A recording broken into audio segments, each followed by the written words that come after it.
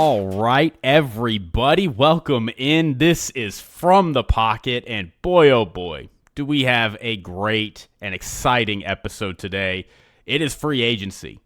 We are talking all things free agency. We're going to do a deep dive into the class today. And then, Monday is the tampering period. It's when it starts. So just to kind of give you a little bit of a heads up on the pod going forward, I am going to, usually we have the pod come out Monday morning. I'm actually not going to do that. I'm going to have it come out Monday night, and I'm going to get to react to all of the tampering and the signings and the news that is breaking that Monday. So going to be doing it a little different, but big episode today. We're going to go through every position group and talk about the highlights and the lowlights of this free agency class. We've also got a little bit of news to go into before. So yeah, I'm ready to get started right here. We're going to go ahead and start with the big news that came out today, Wednesday. Trent McDuffie was traded to the Rams. The Chiefs are going to get the 29th pick and a couple other of picks. And the Rams are getting Trent McDuffie. So I think just kind of my immediate reaction, this is a really, really great trade for both sides.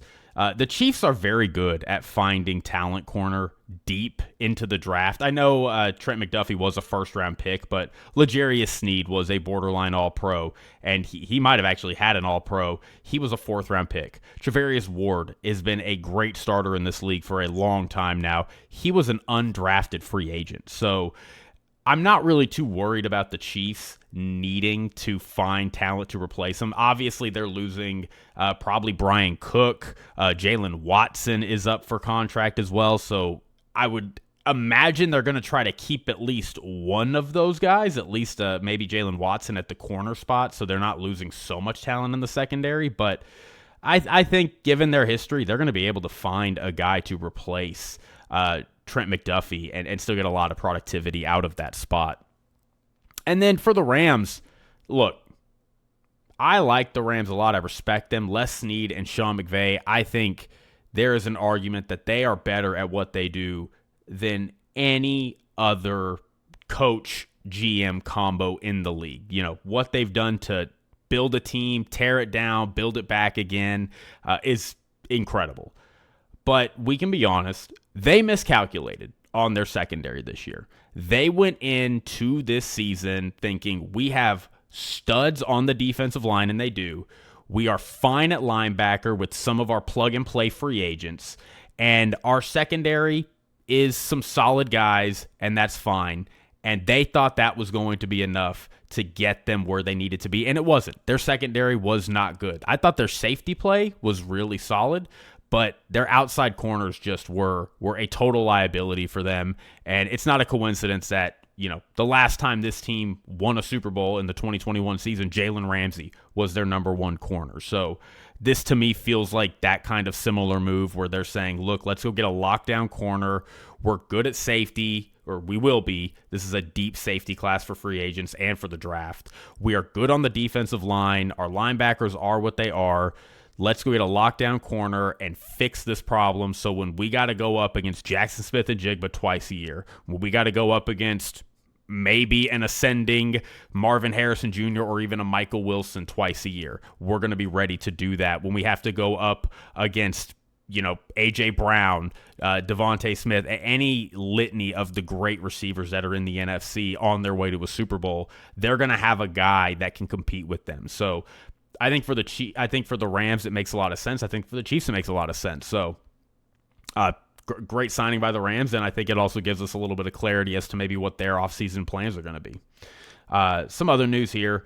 Kyler Murray is getting released. Now, I'm a little disappointed in the dialogue around Kyler Murray. I think we've gone too far with him. Kyler Murray is a solid quarterback. He has some inconsistency issues, yes. He has some injury issues, yes. And that contract he got, he was probably overpaid. But he's going to now be playing on a league minimum, $1.5 million, something like that.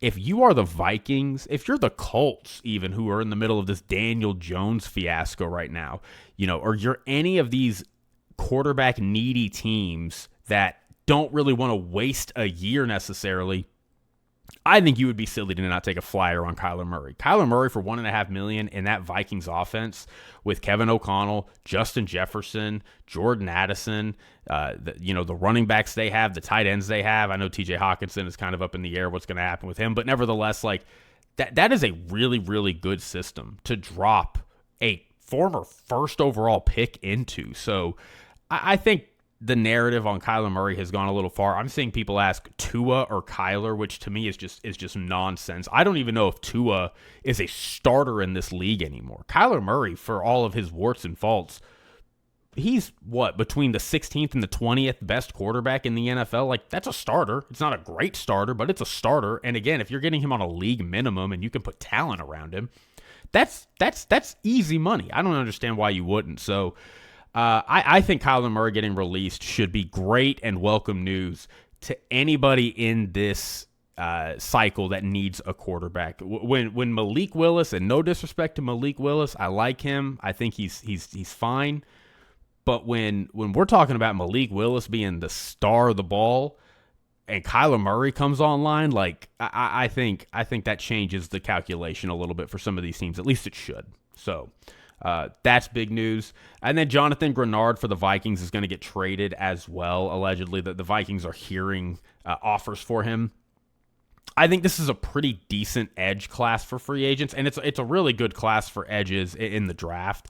But Jonathan Grenard is really, really good. And I think outside of honestly, outside of Trey Hendrickson and maybe Jalen Phillips, like I would probably slot Jonathan Grenard probably third in this class of quote-unquote available edge rushers. I think he's better than Odafe Owe. I think he's better than Boye Mafe. And then, you have Joey Bosa, Khalil Mack, Jadeveon Clowney.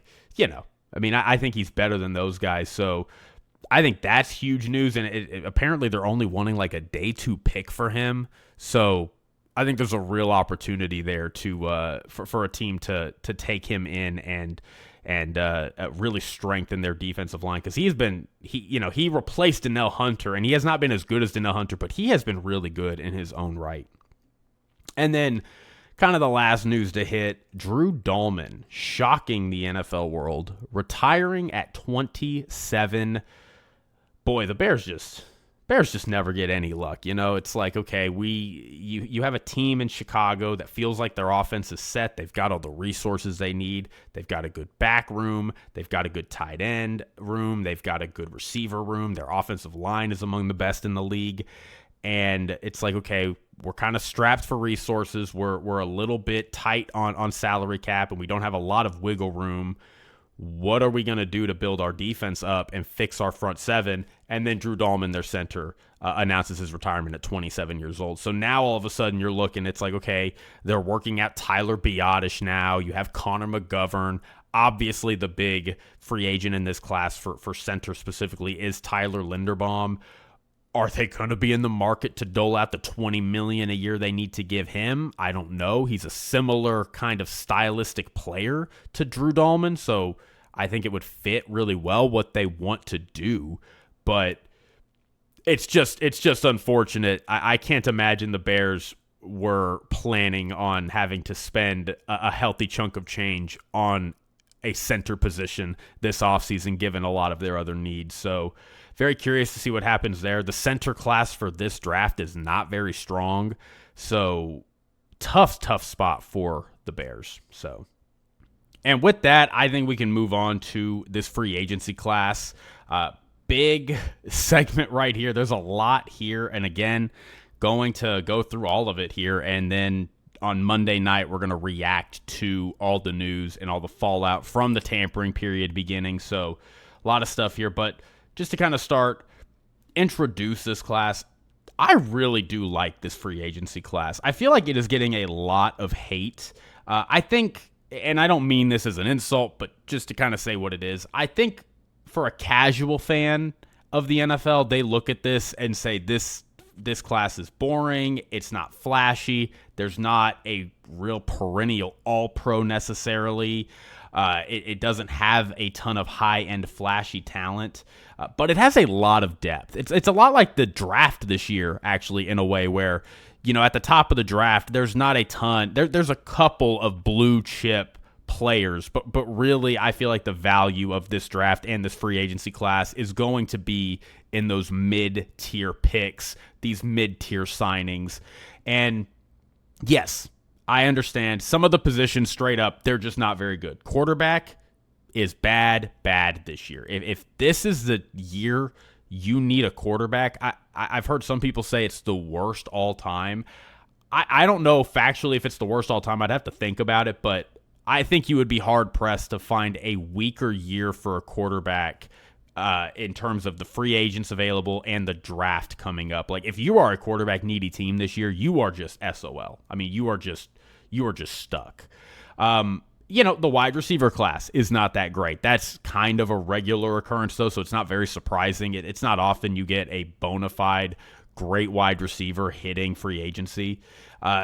Tackles, as always, are also not available. You're going to have some average tackles in this draft or in this free agency class walk away with $20 million a year. That's just the nature of the beast. And interior linemen are really sparse. I feel like that's kind of a new development. I feel like in past free agency classes, there's been a lot of good interior defensive linemen, but I just feel like more people are probably keeping their good to great defensive linemen, interior defensive linemen, and they're just not making it to free agency. So those are really the weak points. But if you need an interior lineman, a guard in particular, if you need linebackers, running backs, safeties, tight ends, there is something here for really everybody in terms of play style, in terms of where you're at in your build. Even edge and corner are not bad. A cornerback I'm a little more down on than a lot of people, but it's relative. Like, there is still some solid mid-tier corners that you can sign. And again, outside of maybe, Trey Hendrickson, Jalen Phillips, Alec Pierce, who's very, very ascending and probably the top receiver in this free agency class. Yeah, there is not a lot of flash, but there is some really good value to be had here. So I really want to stress that, and we can go ahead and get started. So I think it makes sense to go ahead and start with quarterbacks. That is obviously the one everybody talks about. Just to run through the list, right? Kyler Murray, Malik Willis, Daniel Jones, Justin Fields, Aaron Rodgers, Tua. It is sparing. It is sparse. It's not good. And we are living in a crazy time when there are legitimate prospects out there that say Malik Willis is going to get a $30 million contract. That is just nuts. I like Malik Willis, and I love that he has a shot to become a starter in this league. I really liked him coming out in the draft a few years back. He has just insane athletic features, and having had the opportunity to develop and sit on the bench and work under Matt LaFleur, I do think he is worthy of an opportunity to start in the league, and I'm excited for him. But $30 million, dang, the amount that we're paying these second chance quarterbacks year over year is just getting crazy. And for Malik Willis, NFL.com, Greg Rosenthal, who does great work, he's got Malik Willis as his number one free agent, which is Malik Willis the best free agent in this class? No, but just how bad this quarterback availability is, mixed with the importance of the position. It's there's going to be a handful of teams willing to pay Malik Willis a lot of money to come in, even unproven, and be their starter. So I think that's pretty nuts. I've already talked about Kyler Murray. I think Kyler Murray officially has now become the number one quarterback in this class.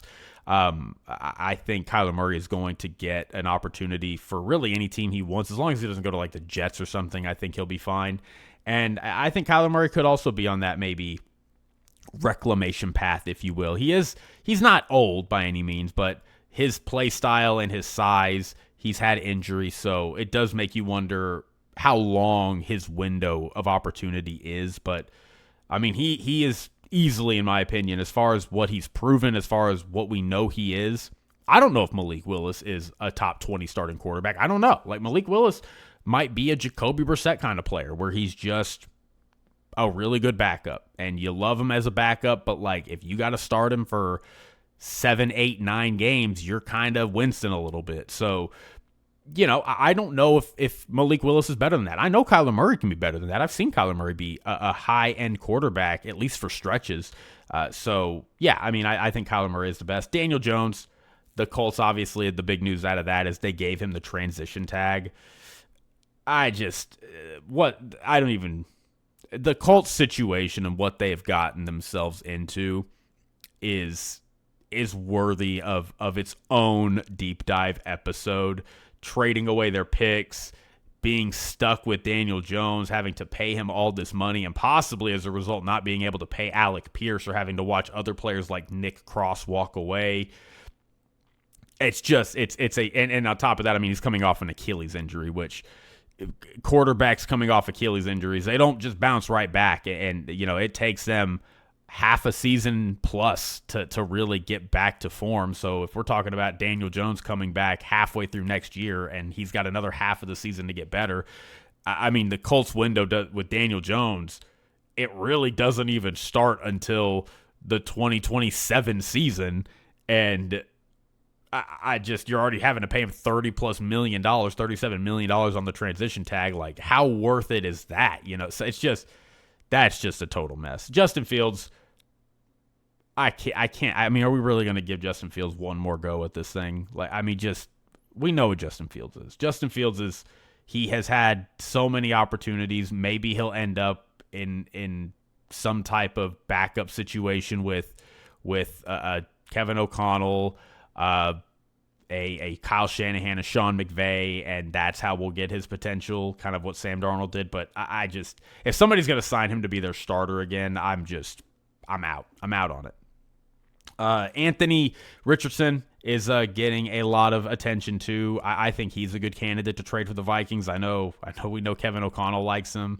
There's that famous soundbite of them on the field, but yeah, I mean, it's slim pickings. Tua, I honestly don't know if Tua is going to be a starter next year. I don't think he should. He might be on the Dolphins just by virtue of they literally cannot get rid of him because of how dire his contract is. I don't know. It's tough. It's tough. It's bad. There's not a lot of draftable quarterbacks. There's not a lot of quarterbacks in free agency. Like, this is, I know we talked years ago about the quarterback, kind of mid-tier quarterback class becoming oversaturated. You could have fooled me. You could have fooled me with how this class is looking. It's bad. So, on a brighter note, let's move to running backs. I love this running back class. There's a lot of good ones. And there's really, again, it's one of those where there's a range. There are kind of whatever you're looking for. You want an explosive guy, Kenneth Walker, Travis Etienne. They are right there in the smack dab middle of their prime. Kenneth Walker in particular, I think, is clearly the best running back in this draft class. He's only got like 800 carries on him, and he's only like 25, 26 years old. So Kenneth Walker, like, he still has a lot of tread on his tires. You're going to be able to sign him. He's going to be able to get a $12, $13 million deal, and he'll be a weapon in whatever offense he is in. He's a home run hitter. Travis Etienne as well is a home run hitter. He kind of had a great bounce back year after really the whole Jaguars team struggled in 2024. But, I mean, again, pick of the litter right there if you want explosive. If you want a guy who's just a bruiser, Tyler Algier is there. And Tyler Algier, you need a guy that can just get those third and short, just run into people, kind of just bruise and batter. Go get Tyler Algier. Like, he is a perfect way to round out a running back room. I think Tyler Algier's services will be very sought out this year. I mean, J.K. Dobbins and Najee Harris coming off of injuries, or they've had injury histories, but like, I think those could be decent value picks even. I don't think you want them being your starters, but I think if you have them in kind of a rotational situation, they can be solid and they could be very helpful to any running back room. I know I didn't talk about it at the top, but like the Texans going and getting David Montgomery, they're making moves as well. So, it's piecing together that running back room, kind of what you want that running back room to look like. I think there's really something here for any team and kind of any need that they might have. And not only that, but this is a pretty the running back class in this one is not very loaded. So I do think that these running backs in the free agents, I mean, you're not getting Jeremiah Love. Like, you're not. What are you getting? You're probably not getting another guy till probably day 2, but I think that could also help boost up the value of these running backs when teams know, if I don't sign one of these guys, I'm not really getting them in the draft. So curious to see how that plays into it. And then my last note on the running backs, Kenneth Gainwell. Kenneth Gainwell is not getting near as much love as he should. He was awesome in Philadelphia. He was awesome in Pittsburgh. And I think he could just be such a great sneaky value, a real kind of do-it-all player. I love Kenneth Gainwell. I think whoever gets him, again, it's going to go under the radar. It always does. But you're going to be sitting there every Sunday, and you're going to just see Kenneth Gainwell doing something every week, and he's just going to continue to be undervalued and underappreciated, in my opinion. So I really like the Kenneth Gainwell as a sneaky great value pick. And then we move on to wide receivers. I don't have a ton of time to spend on this one. It's just not great. Alec Pierce. I'm hoping the Colts can sign him. I'm a little confused about what they're going to do now. I thought they were going to sign him and move off of Michael Pittman because I think cutting Michael Pittman saves them like $20 million, and they can use that to sign Alec Pierce. But now the Daniel Jones transition tag, $37 million. Don't really know what they're going to do to make that money work. If they end up losing Alec Pierce, that is a huge loss, in my opinion, because he is such an ascending player. He's such a great deep threat, and that would just suck if you're the Colts, especially if you're keeping. I know, again, it's a quarterback receiver. Like, you got to prioritize the quarterback, but like if you're, it's very Giants-esque almost, where they're like, we're gonna tag Saquon Barkley and we're gonna give a contract to Daniel Jones, and it's like, are you sure? Are you sure about that? So I don't know what that's going to look like. And then, Stephon Diggs is getting released by the Patriots, so he is now in this fray. I do like Stephon Diggs a lot. Like, he really did impress me this year. I think the narrative is obviously his best days are behind him, and no shame on that. I mean, he's an older player at this point, but we have now seen him on 2 separate occasions go get paired up with a young quarterback and just be awesome and really be a key part of their ascension. It could have been 3 times, but he, obviously had the injury with the Texans. So now he's getting released. I think it makes sense for the Patriots financially and kind of just where they're at. But I think Stephon Diggs, I wouldn't be surprised if he ends up on another team and everybody thinking, yeah, he's probably not going to do that much, and you look up and, man, Stephon Diggs was really productive this year. So Mike Evans is another one in that kind of similar pattern, older player getting to test free agency. I've heard somebody say they would love it if Mike Evans ended up on the 49ers. I'm here for it. I think that would be a perfect fit. They have so many questions at their receiver position. You can go sign Mike Evans for, I don't know how much Mike Evans is going to demand. I can't imagine it would be more than $20 million. Like, I think that's probably even way too rich. So I think Mike Evans could be an interesting piece for anybody just looking for that kind of big body receiver. I know Kyle Shanahan does not like inexperienced receivers, so Mike Evans definitely fits that mold for him. Debo, I'm out on Debo. Like, I haven't liked Debo for several years. I think he reminds me a lot of like a player like somebody like Dez Bryant, where I know their games aren't quite the same, but it's just that when that physical edge goes away, right? When that explosiveness is no longer there, you're just not anywhere near the same player. Deebo Samuel is not a route technician. He's not somebody that's just been building and working and honing that craft of being a receiver. I mean, he's the guy you give the ball and say, go kill that guy across from you. And he's like, all right, I'm going to go kill that guy. And he does that. He did that very well for a lot of years, but it takes its toll. And now Debo is just not who he used to be. So I have no interest in Debo. Jawan Jennings, I would be shocked if the 49ers let Jawan Jennings walk when Ricky Pearsall is kind of there with questions. They're having to get rid of Brandon Ayuk. Like, unless they're just planning to totally rebuild their receiver room, I just can't imagine they would get rid of him. And then the only other one I really like actually is Romeo Doubs. I think Romeo Doubs could go somewhere and be a great fit for a lot of teams. He really, really came into his own in Green Bay last year. I was very impressed with what I saw from him.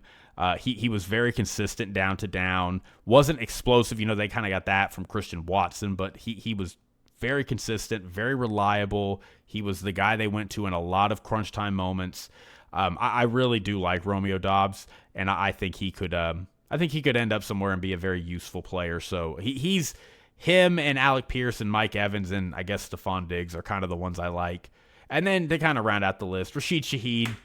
Yeah, Rashid Shaheed's cool. He's an explosive guy, but like I don't know if I can picture where he's going to go. I don't know if I say he's going to go somewhere and just be a difference maker. Like, he's fine. Great special teams player. Wan'Dale Robinson. I like Wan'Dale Robinson as well, but again, I mean, he's not moving the needle. And then Keenan Allen is there too, kind of in that, again, older, similar vein, kind of that 1-year rental if you just need somebody to help you add a reliable player to your receiver room. But after that, it gets pretty dry. So I don't love the receivers in this one, but they're fine. They're fine. There's some that I like, but not a lot. And especially considering how many receivers there are in the NFL, there's the however many I listed that I liked is not a ton. So yeah. Good news is though, this is a very nice receiver class in the draft. There is a number of great receivers in the draft this year, from the first round to even mid-tier second and third round. So I think you'll have an opportunity if you're a team to really go in and rely on the draft to find and plug some holes. All right, let's move on to tight ends.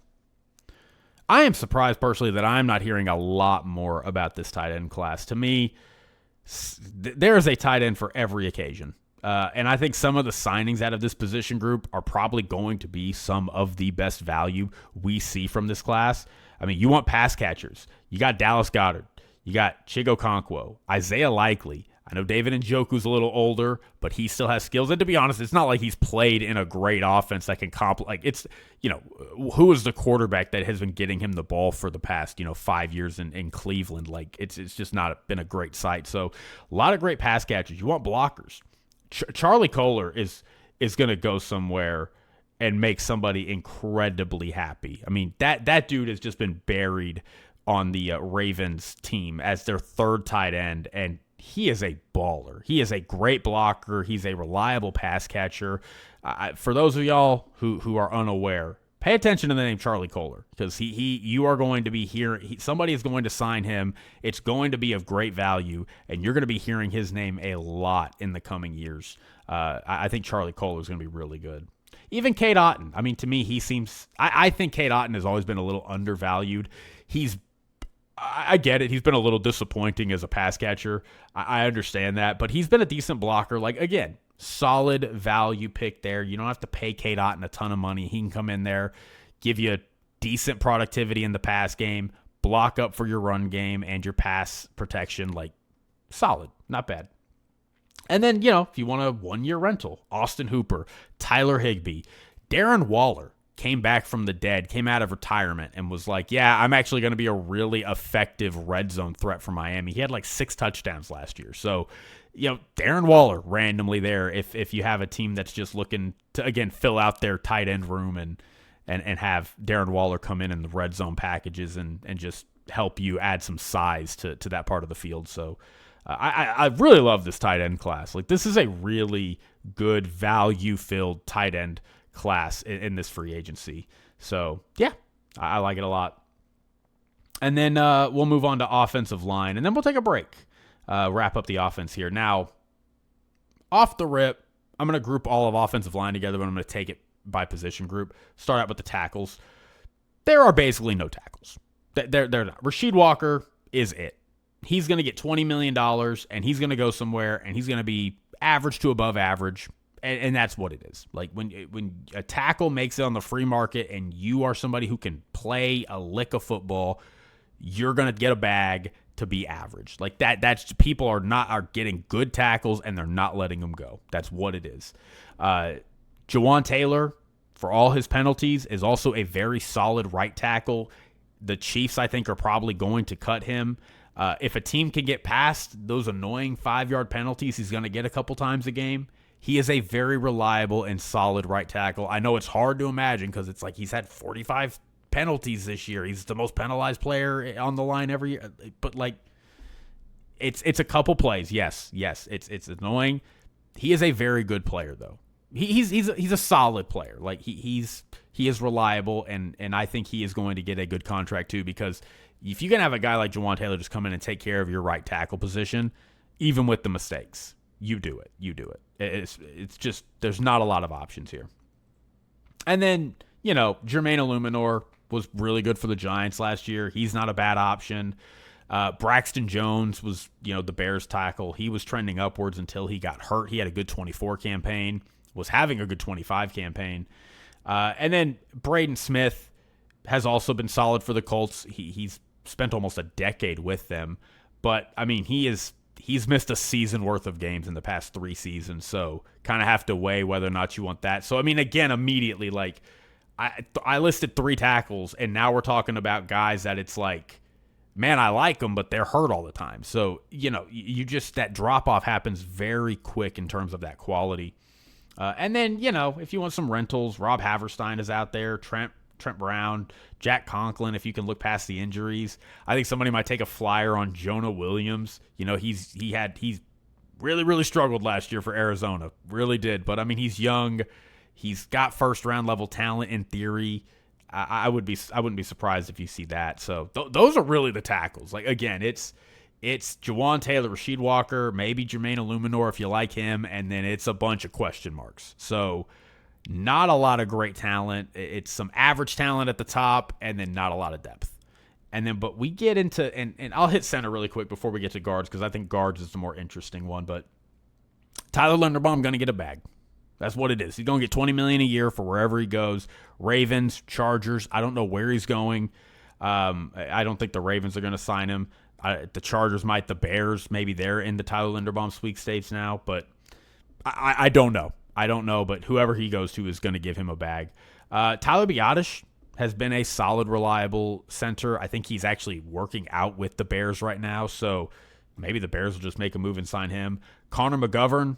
I loved Connor McGovern coming from the Cowboys, and now he's been on the Bills for a couple years now. He's been really, really solid for them. So, some light options, lightly used options, not bad. And then after that, it's backups and guys that people just didn't want on their teams for one reason or another. So, say what you will about that, but it's been slim pickings at the center spot.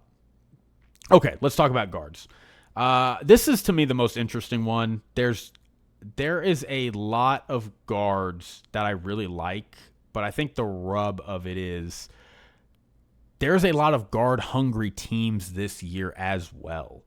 And the Chargers, the Ravens, the Texans, just to name a few, like, I don't know if there are enough guards to, even with the plethora that there are, I don't know if there's enough to meet the demand for how many guards need to be had. So we'll see. I think, though, there is a range from long-term starters to some rentals. I think off the rip, David Edwards from the Bills is the best guard in this class. He's young-ish. I think he's 27, 28 years old. He had a career year last year. I mean, you go sign him, he can solidify one of your interior lineman spots for the next 2 to 3 years, easy. And Elijah Vera Tucker makes me sad to talk about, because if you've watched Elijah Vera Tucker tape, you know how good he is. He is awesome, but he has had 3 season-ending injuries. 3.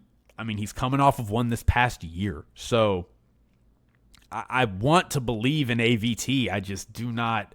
I don't know if I trust his health. I'm curious to see what his market is going to look like. I wonder if a needy team is going to be willing to take a shot on him, pay him like $10 million a year, and say, come solidify our line, and just cross their fingers that it works.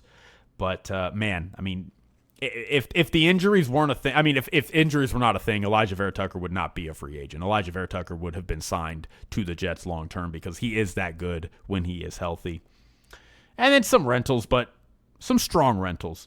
Isaac Suamalu has been a really good guard for several years now for the Steelers. He's probably going to be on a 1 or 2 year deal. He's 32. Dylan Parham is also a very nice, just league average guard. He's 26. You can plug him in for 3 years. You ain't got to worry about your guard spot. Like, I wouldn't be surprised if he gets another, like, a nice 3-year, $25 million contract. Some other rentals, Joel Bitonio, Kevin Zeitler, very old players. The one kind of note I do have, players like Zion Johnson, very interesting to me. I really want the Chargers to re-sign him. I understand, like, well, we took him in the first round a few years ago, and he really hasn't lived up to the billing. Don't really want to sign him to an extension, but, like, I thought he was very good on the back half of this year, notwithstanding the Patriots playoff game. I get it. He was bad there. He's very good at run blocking. He does have some instinctual issues where he doesn't really pick up stunts that well. But all in all, like, I mean, keep working on it. To be honest, like, I just can't imagine the Chargers, who need a center guard, want to go into this draft or free agency needing to fill all 3 of those spots. Like, if you can just re-sign Zion Johnson, take it for what it is. We got a guy who's not great, but he's not bad. If you could throw a bag at Tyler Linderbaum, you can go into the draft and, like, okay, well, let's get a guard with our first round pick, or let's get one with our second or third rounder. Like, you open up a ton of options for yourself if you can do that, and your line is very healthy at that point. I mean, you're running a guy, a rookie that you probably like, possibly one of the 5 best centers in the NFL with Tyler Linderbaum, and, you know, a guy that, again, not amazing in Zion, but he's helped out by a great center, a great tackle, and he's a guy that's been in your backyard, and he checks all the boxes. Like, they love him in LA. Like, he's a great locker room guy. He checks all. It's just, I don't understand why you wouldn't sign Zion Johnson if you're the Chargers. So I think, again, you're going to have to pay him a little more, but, like, you're going to have to do that anyway in free agency. At least you know this guy and you know what you've got in him, and he can continue to develop. So I would say sign Zion Johnson. Take your chances with Tyler Linderbaum and try to look for a guard in the draft. Okay, well, that is the first half of this beefy episode here. We're going to cover defense next. So I'm going to take a quick break, and we'll get into it.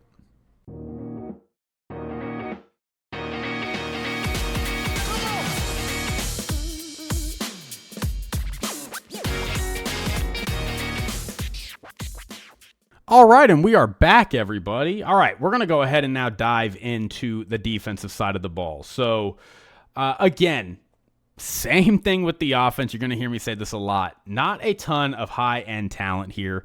Trey Hendrickson, obviously we know the saga from last year with the Bengals. That's about what you get as far as top-end talent goes. I do think there are some really nice mid-level players on this side of the ball. I actually like the defensive side of the ball more than the offensive side of the ball. And since we are talking about Trey a little bit, we can go ahead and start with the edge. Now, I do think this edge class has some high-end players. I know a lot of people are saying that last year's class was better.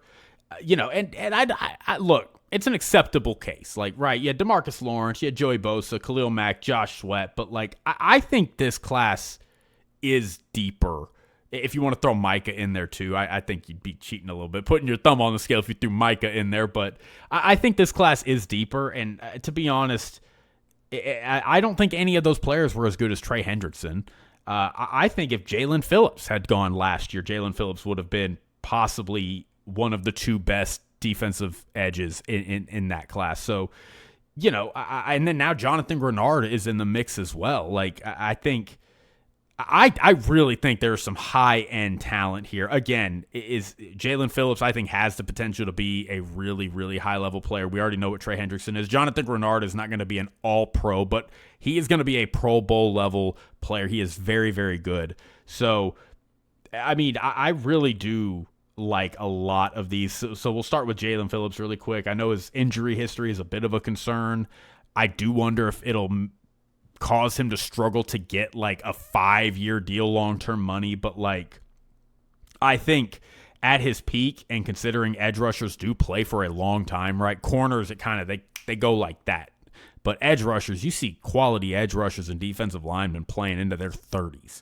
So I think he is a great candidate for a long-term deal if they can look past the injury concerns. I don't know if they'd be willing to, but I mean, he set himself up. I think I saw Greg Rosenthal right. There was not a player that set himself up for more money than Jalen Phillips did, and I have to agree. What he did in Philadelphia after leaving Miami was sensational. Kind of getting into some other guys, right? Odafe Owe has been a staple since he entered the league for both the Ravens and the Chargers. I do wonder if he will end up back in Baltimore because of the Jesse Minter connection. They already know him. They drafted him.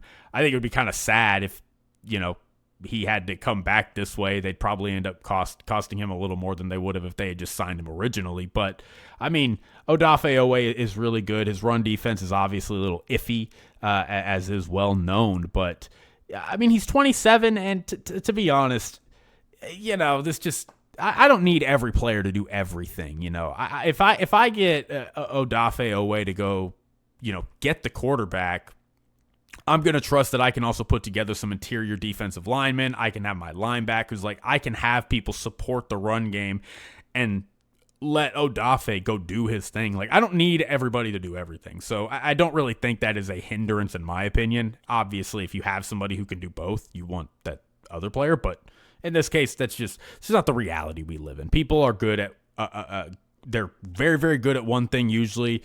They're maybe okay or competent at some other things, and then they're bad at some things. Like, just what it is. Boye Mafe is consistent, solid player also. Obviously, he made the play in the Super Bowl, so big fan of Boye Mafe. He's on here. And then you have the rentals, too. You have Joey Bosa. Khalil Mack is back for rental if he decides to come back. I know whether or not he'll retire is still a question, but I mean, he's still been very good for the Chargers these past couple of years. I would love to see Khalil Mack return in some capacity for a team. Joey Bosa, on the other hand, very, very inconsistent. He's great for stretches, but then he's bad for stretches. It is what it is. The ultimate rental, Jadeveon Clowney, is also here. And then I think players like Dante Fowler are going to get some looks. Cameron Jordan, Brandon Graham. I don't even know if Brandon Graham is coming back. Like, I keep seeing him listed, and I'm like, is Brandon Graham really an option this year? I would have assumed he was just going to retire. I figured it was Philadelphia or nothing, so I don't know what that's going to look like. And then kind of diving in a little deeper, I wouldn't be surprised if some value players like Clavon Chason get more money than maybe we anticipate. I really don't understand. I really liked Clavon Chason. I know he's probably been a little bit disappointing for what his billing was supposed to be, but I thought he was really good in New England last year. I think I wouldn't be surprised if somebody gives him a little more money than we expect. And then Kwity Paye, great edge setter. Again, don't need everybody to do everything. He's not going to go get the quarterback for you, but he's going to help you set the edge, and he's going to stabilize your defense on the outside. Good enough for me. Good. That is good value. I'm not paying him a $20 million plus contract, but if he can do that, like that is all I need. And then some rotation guys. AJ Epinesa is a good option right there. I think he could be a solid 2, maybe 3, kind of that rotational piece. You build some guys around him, maybe create some opportunities for him. And Arnold Ebiketie from Atlanta, also solid rotational. He might be a little bit more on the starter end, but I think a rotational situation would be a really good spot for him. Joseph Osai is an interesting one. He had his 1-year deal with Cincy this past year, was very, very good, had a career high in pressure, so really set himself up to get a little bit of a payday this time. Don't know if he'll be a full starter or, again, more of that rotational piece. It just depends on where he goes and kind of if he can repeat some of that success he had in Cincy this past year. And then I know some guys, a lot of the content I've been consuming, one of the sneaky linemen that a lot of people like is Kingsley Enagbare, who is pretty down the list on a lot of places, but he is great at run defense. So would not be surprised if you see him land somewhere that's just trying to stabilize that run defense. So yeah, as you can tell, I very much like this edge class for free agency. I think there is, you want guys that can go pass rush. You want guys that can stop the run. You want guys that can set the edge. You want some rotational guys. You want some rentals. I mean, it is all here. So I feel like people are overlooking how really strong I think this edge class is. So yeah, interior defensive line though is a totally different story. It is barren, and oddly enough, it is way more barren than normal. My understanding, my assumption is just this position in the interior defensive line is just becoming more and more valuable, and as a result, it's very similar to tackles, where it's just when you get a good to great tackle, I'm not letting him go, and that's a lot easier to do now that the money is so high in the salary cap. Like, just teams have so much more money that they can spend. It's like, I can keep more of my good players. I'm not relegated to just keeping my great players and letting all my good players go. I can keep a lot more people, and I'm going to keep my interior defensive linemen. And that's how you get this kind of class, because it is literally John Franklin Myers, and that's it. That's it. DJ Reader isn't bad. Calais Campbell is going to be 40. Daquan Jones, David Onyemata are good rentals. Sheldon Rankins, like that's it. I gave you all of them. It's a high level starter. It is, and some older rental guys that if you need to plug and play a guy, like, good for you. But again, even there's not even a lot of rentals. I mean, I listed, what is that, 4 guys? That 5 guys? Like, it's not very good. One note I will make here, I'm curious to see what happens with Kenny Clark. I'm pretty sure Dallas is going to probably re-sign him and just give him a cheaper deal than what he's at, because I think it's like $21 million against the cap. So I think they're going to try to sign him to a cheaper deal, because my understanding is they really do want to keep him. But if by chance they can't do that and he hits the free agency market, I think Kenny Clark is, he's also a little older, but I don't think he'd be quite a rental. I think you could give him like a 2 or 3 year deal and still get some good productivity out of him. So yeah, I'm curious to see what happens with him. But I mean, that's it. That's the interior defensive line. So we're going to talk about a fun one next. So we're going to talk about linebackers. This class is interesting in free agency because, on one hand, I think we do have some really nice talent and depth. So there is a lot pick of the litter. Again, run-of-the-mill, pick your poison, whatever kind of linebacker you want. But there is also a lot of linebacker talent in this draft class. So that does make me wonder if you're going to see an opportunity lost for some of these linebackers to really make money, because you might get a situation where it's like, well, I like this off-ball linebacker, but like they want $15-16 million, and I really don't want to pay them $15 million when I can go get a linebacker that's not going to be as good as him, but it'll be 80% of him in the second round for significantly less. So I really wonder if that saturation of linebacker talent combined with how good the draft is going to make it difficult for some of these linebackers to actually get really high annual average value. I will say this. Devin Lloyd is leading this class. He is sensational. I every time I got to watch Devin Lloyd, it was a treat. He was so good last year. Really had a great breakout year. I was talking about on this podcast him in the first month of the season is he the defensive player of the year so far? I mean, he was on that short list. He was so good. I mean, he was great against the run. He was great against the pass. He forced several turnovers. I mean, he was so critical to that defense turning its fortunes around under Anthony Campanelli, going from one of the worst in the league to one of the best. And I think if there is somebody who is going to end up with more money than other linebackers, it is going to be Devin Lloyd. Devin Lloyd might be the one exception where you're like, all right, I'll give him $15 million. I think other linebackers are going to run into that problem of demanding that. But I think Devin Lloyd could absolutely call for that. My second linebacker is Nakobe Dean, he was really, really good for Philly. He just, when he was on the field last year, especially, he was a game changer. I mean, he just changed their entire defense. He was playing at an all-pro level in a lot of areas. I just can't stay healthy, and he struggles in coverage a little bit. But I mean, from the off-ball linebacker spot, he was a great pass rusher, and I think Nakobe Dean could be a popular pick this year. Speaking of Nakobe Dean, kind of a similar player, Caden Ellis. He's a little older, but he was very steady for Atlanta. Atlanta's kind of shifting and getting a little younger now, so it makes sense that they didn't want to re-sign him. But very similar to Nakobe Dean in terms of he's going to be a great pass rusher as well. Some places I saw like him more than Nakobe Dean, I assume because of the injury issue. But I like Nakobe Dean more, but I don't think you can go wrong with Caden Ellis. And then, just to kind of hit some more, Quay Walker. I was never a big fan of Quay Walker. I feel like he's kind of limited overall, and not physically, but just instinctually. Like I just don't. I think he leaves a lot to be desired. He frustrates me when I watch him, and I will never get over him shoving that trainer all those years ago and then just pouting like a toddler when he got kicked off the field. I just will never get over that. I do wonder if Jeff Hafley is maybe going to try to go get him in Miami.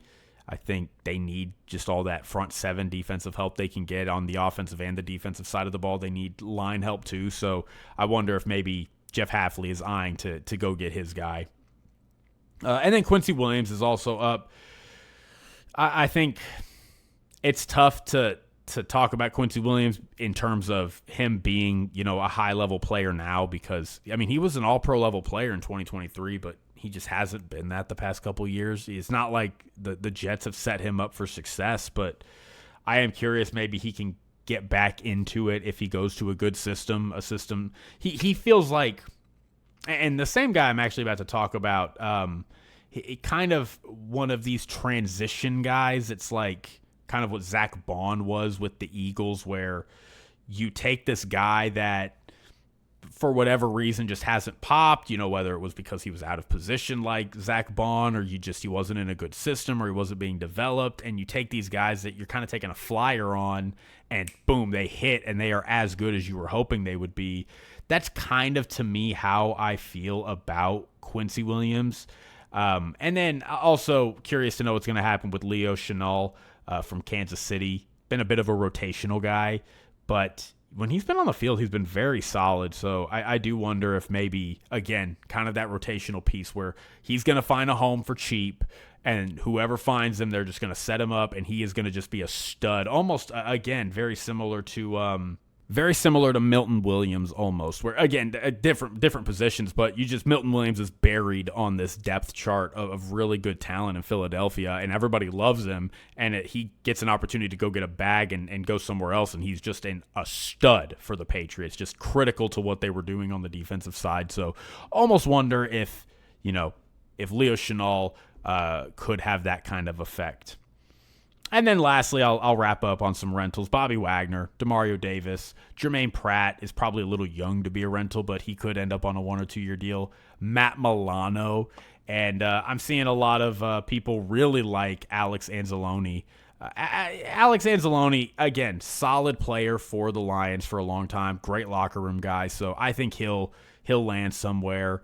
I don't know how productive he'll be, but he's a solid player. I think he's 31 now, so getting a little up there in age. All right.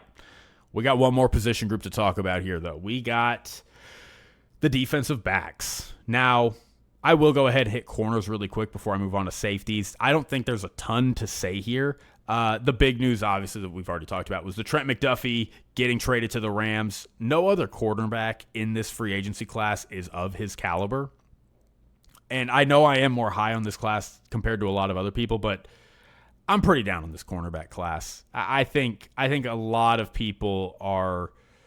I've heard some arguments for it. Again, it is very, hey, some good corner twos, some good corner threes. You can get some value. You can round out your cornerback room with this. And I hear that, but I think cornerback is so hard because they age so fast. I mean, you go from 29 years old to like pretty good to just falling off a cliff. I mean, you look at what happened with Jair Alexander. You look at what's happened with Jalen Ramsey. And I just, by the time you have a cornerback that's hitting that free agency class, it's just like, how good are you still? How much do you have left in the tank? And there is some high-end talent in theory. I don't know if I buy it. Reek Woolen is, I think, the number one probably. I'd have Jamel Dean right after him. I give Reek Woolen the edge because he is younger and he does have physical upside, but I mean, I would have pause giving either of them long-term contracts.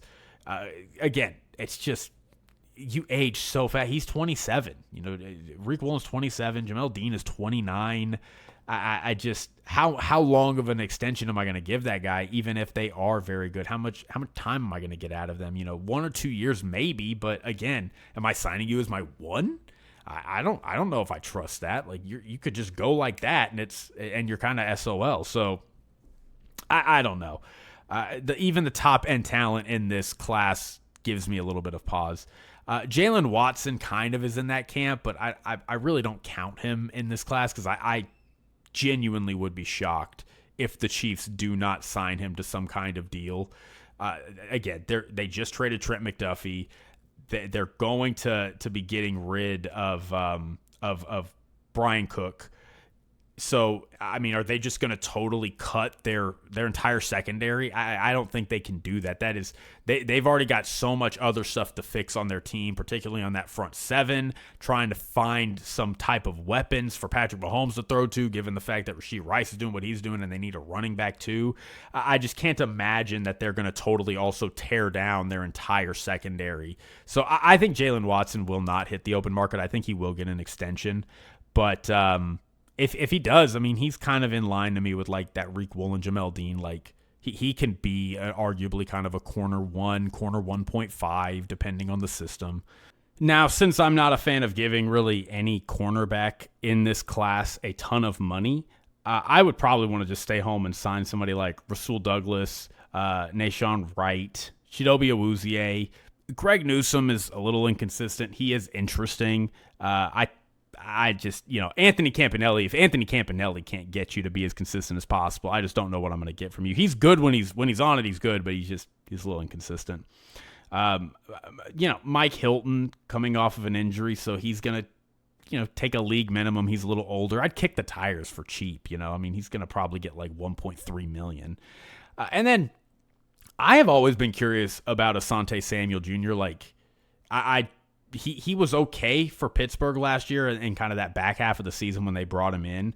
I would take a flyer on him. He's 26. So, again, I think Dave Hellman, I was listening to him, and I think he described it best where it's like, look, if I'm coming in here to repair and fix and fill my entire cornerback room, like, yeah, you're going to be disappointed. But, like, if you go in here with the right mindset of there's a bunch of corner twos and corner threes, and they're going to sometimes make me mad because that's what corner twos and threes do, I think this can be a really healthy class to round out a cornerback room.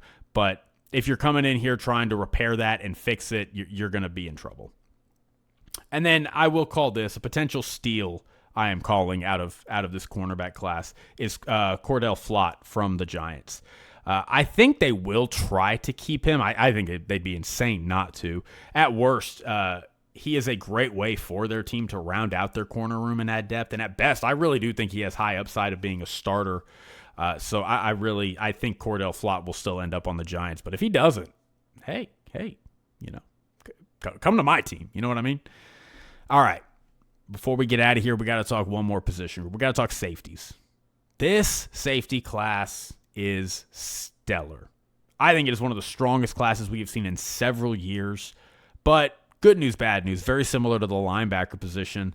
There's a lot of safety talent in free agency, and there is a lot of safety talent in the draft this year. So I think, again, it could kind of cannibalize each other where it deflates how much money some of these safeties could be making. And again, there's a reason that there's a lot of safeties on the market, right? Teams don't feel like if they're trying to figure out who they need to keep, they're deciding that, yeah, I can go get a safety somewhere else for maybe cheaper or just relatively as expensive or even in the draft. And I'd rather put that money to my tackle, who I'm not letting out of the building, my interior defensive lineman, my receiver, obviously the quarterback. So, I think that could depress some things, but I do think it has a lot of depth. Brian Cook is the lone high level talent. He is versatile, which, we now live in a league where safeties are basically asked to play deep. Safety, they're asked to come in and help in the run in the box. They're asked to play slot sometimes. You're asked to do so much at safety, and his coverage abilities are hit and miss, but he is a good tackler, and after struggling in 2024, he was really good this past year. It was a real career year for Brian Cook, and given the fact that I think they're going to try to prioritize keeping Jalen Watson, I do think Brian Cook will probably hit the market. And then, I don't want to spend too much time on all these because there is a lot of them, but like Cameron Curl, Kevin Byard, Jaquan Brisker, Reed Blankenship, Kobe Bryant. Those are all, they're not all elite level safeties, but they're all really good safeties. Especially, I love Reed Blankenship. I hope the Cowboys sign him. I think he'd be a perfect fit for them. Coming from Philadelphia, so they're familiar with him. Christian Parker is the new defensive coordinator, so I think he fits well there. He's great in the run, which Jerry Jones has PTSD about not being able to stop the run. I think the knock on Reed Blankenship is the same knock any other player has.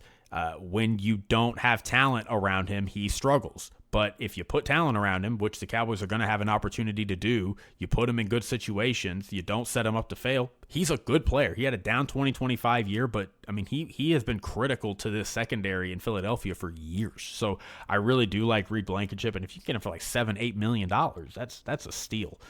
And then I will also say, I think the value safety, I'm kind of, again, most underrated safety value, whatever you want to call it, Nick Cross.